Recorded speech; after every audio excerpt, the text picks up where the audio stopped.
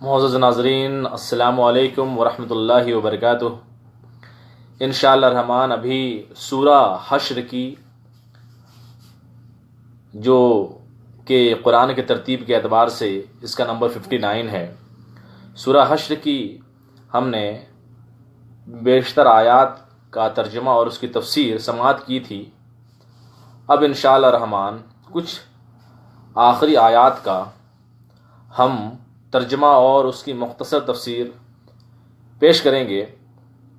نحمدہ ونصلی ونسلم علی رسولہ النبی الامین المکین الکریم الحنین الرؤوف الرحیم، اما بعد فاعوذ باللہ من الشیطان الرجیم، بسم اللہ الرحمن الرحیم۔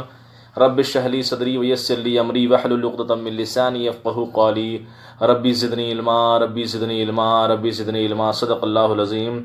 سورہ حشر کی آخری آیات ہم نے ذکر کیا تھا، تو بعض مفسرین فرماتے ہیں کہ اگر کوئی شخص گناہ کرتا ہو اور گناہ کرنے کی وجہ سے اسے نعمتوں کی بارش ہو، یعنی وہ گناہ بھی کر رہا ہے لیکن اس کے باوجود جو ہے اس پہ بہت زیادہ جو ہے نا وہ نعمت ہوتی ہے، اس کو بہت سارے انعامات ملتے ہیں اور دنیا میں بہت ترقی ملتی ہے، تو ہم یہ سوچتے ہیں کہ وہ گناہ بھی کرتا ہے، وہ نماز بھی قضا کرتا ہے، وہ روزہ بھی قضا کرتا ہے، وہ گنہگار انسان ہے، وہ بدکار ہے، لیکن اس کے پاس پیسے کی فراوانی ہے، پیسے کی بہتات ہے، ہر لمحہ خوشیاں میسر ہیں، اس کے پاس مشکلات نہیں ہیں، تو آخر بات کیا ہے؟ اس کا مطلب یہ ہے کہ ہمیں یہ سمجھنا چاہیے کہ کوئی ایسا شخص ہے جو بہت زیادہ گناہ کرتا ہے لیکن اس پہ کوئی مشکلات نہیں، اس پہ کوئی مصائب نہیں، اس کے پاس پریشانیوں کا سامنا نہیں ہے، اس کے پاس مشکلات نہیں ہیں، تو اس سے ہم یہ سمجھ سکتے ہیں کہ اللہ اس سے ہمیشہ کے لیے ناراض تو نہیں ہو گیا۔ ہو سکتا ہے اللہ اس سے ہمیشہ کے لیے ناراض ہو گیا ہو، ہے نا، اس بات کا خوف ہے، اور گناہگار شخص ہے اور اس پر گناہوں کی وجہ سے مشکلات آتی ہیں، تو یہ اس بات کا تنبیہ ہے کہ اسے بیدار کیا جا رہا ہے۔ یعنی کوئی انسان جو ہے وہ نیکیاں کرتا ہے لیکن اس کے باوجود جو ہے اس پہ پریشانی آتی ہے، یا کوئی انسان ایسا ہے کہ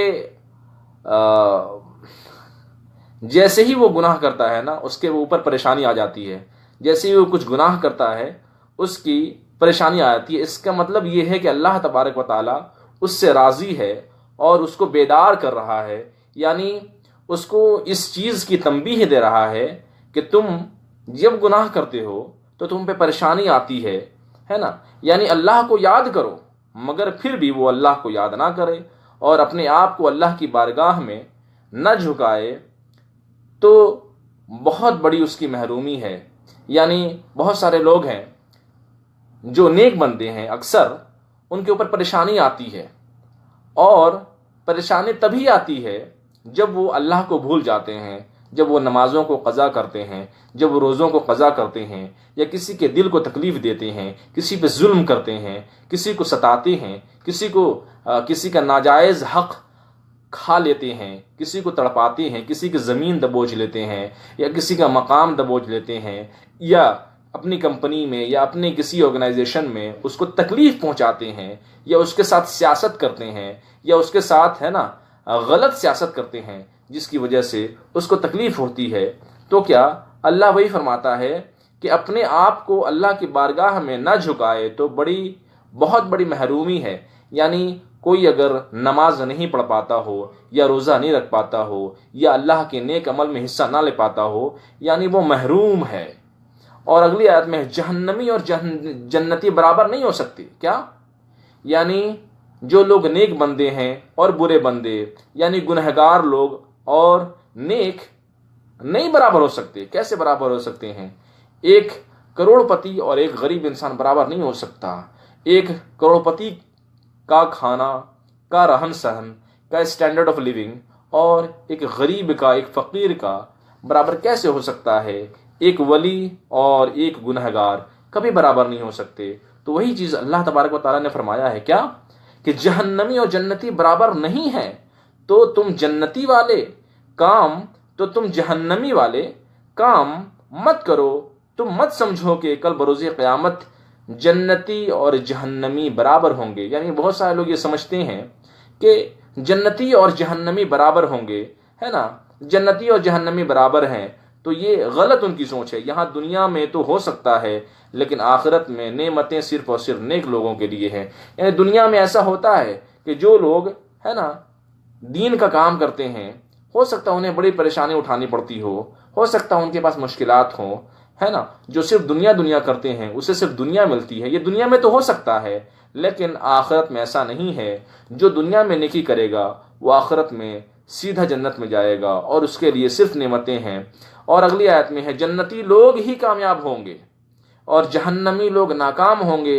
اگر ہم نازل کرتے اس قرآن کو، بات یہاں تک سمجھ آ گئی کہ جنتی لوگ ہی کامیاب ہوں گے اور جہنمی لوگ کیا، ناکام ہوں گے. اور پھر قرآن کریم اور رسول اللہ صلی اللہ علیہ وسلم کی شان کو آگے بیان کیا ہے اللہ تبارک و تعالیٰ نے. کیا کہ جنتی لوگ ہی کامیاب ہوں گے اور جہنمی لوگ کیا، ناکام ہوں گے. یعنی جنتی لوگ سکسیسفل ہیں اور جہنمی لوگ انسکسیسفل ہیں. اور اگر ہم نازل کرتے اس قرآن کو اسی پہاڑ پر، ضرور اس پہاڑ کو دیکھتے، ہے نا، کانپنے والا اور اللہ کے خوف سے ریزہ ریزہ. یعنی قرآن کریم پتھر جیسی سخت چیز کو ریزہ ریزہ کر دیتا ہے. تو قرآن سن کر ہمارے قلب، ہے نا، نہ انقلاب نہ آئے تو کس قدر محرومی کی بات ہے. اب سوچیں کہ قرآن کریم کو اگر پہاڑ پہ نازل کیا جاتا تو وہ پہاڑ ریزہ ریزہ ہو جاتا.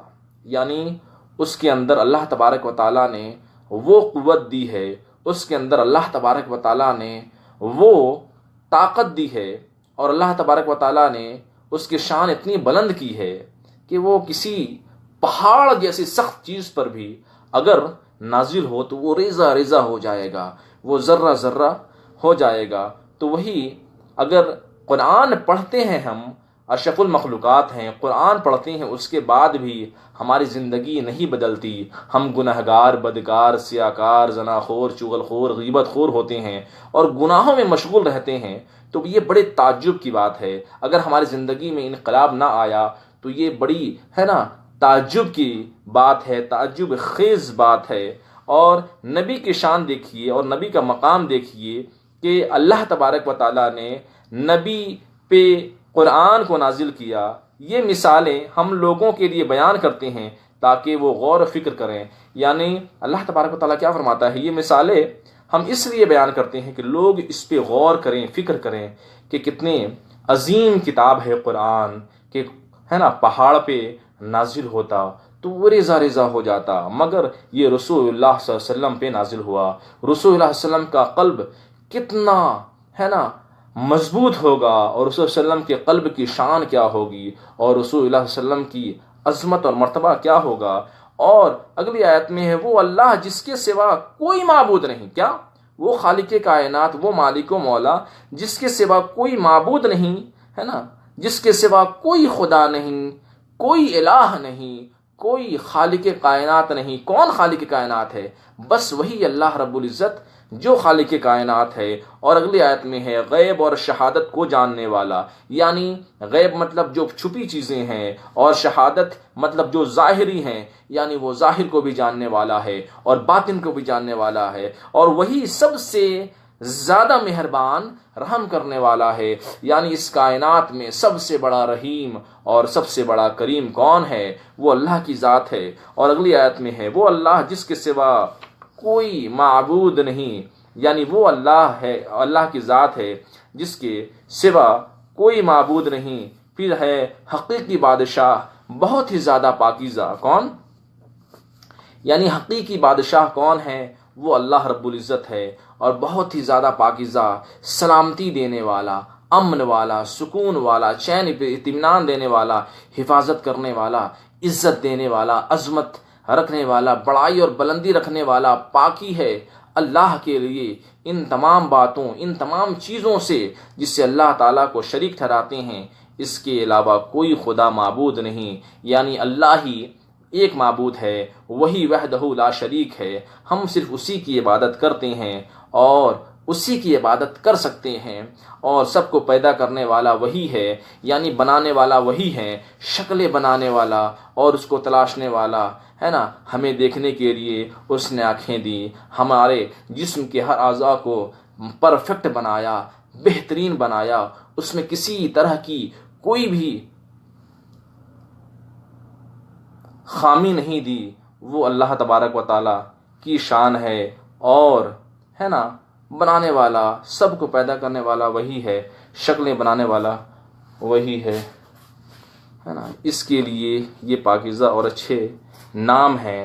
آسمان اور زمین میں جو کچھ بھی ہے اسی کی پاکی بیان کرتے ہیں، اور وہی غالب عزت دینے والا پروردگار ہے۔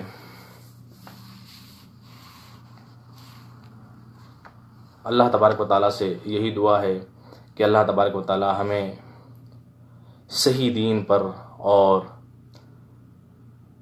ہم یہی کوشش کریں گے اے باری تعالیٰ ہمارے دین کو آسان کر دے، اور ہم سے امتحان نہ لے، ہم سے آزمائش نہ لے، بلکہ بغیر آزمائش کے ہمیں کامیابی دے، اور ہمیں صراط مستقیم پر چلنے کی توفیق عطا فرمائے۔